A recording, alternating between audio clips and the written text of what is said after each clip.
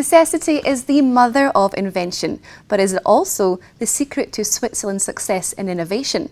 Philippe Monnier joins us now.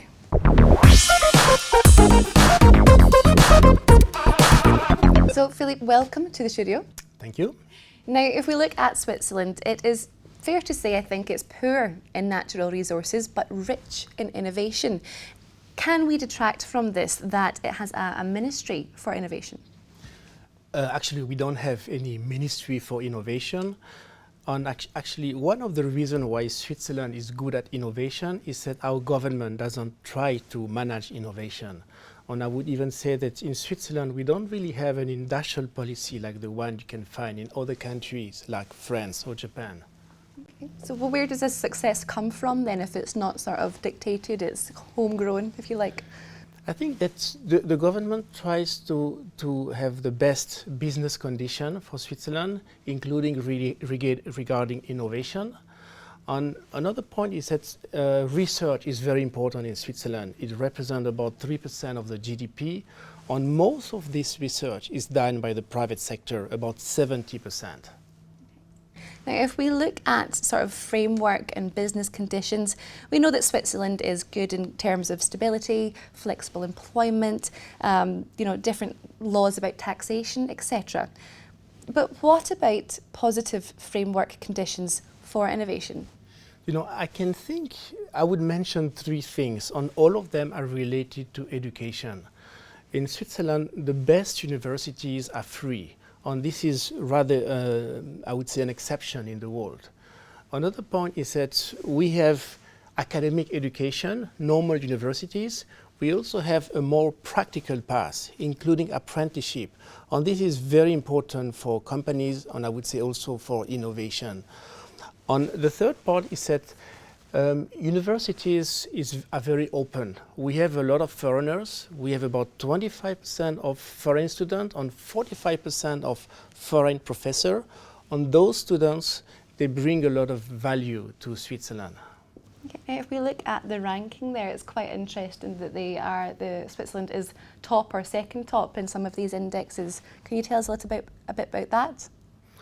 Yes, so Switzerland have been very well ranked in most ranking.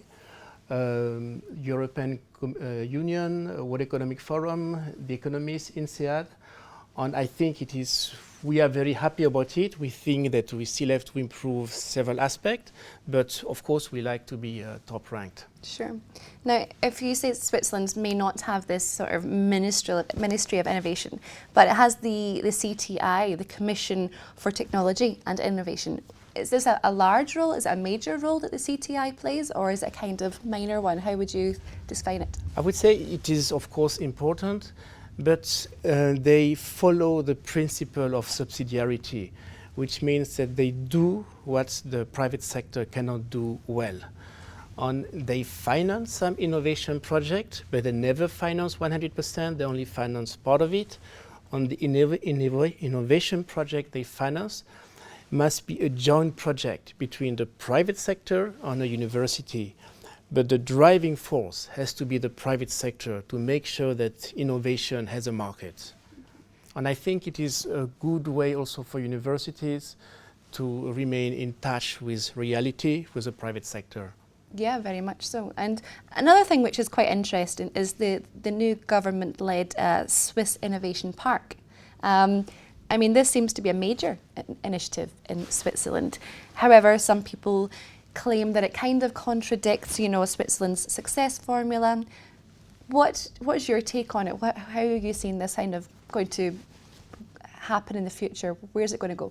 The Swiss Innovation Park is a very new initiative. It's a very long-term initiative, and we don't know all the detail about this initiative.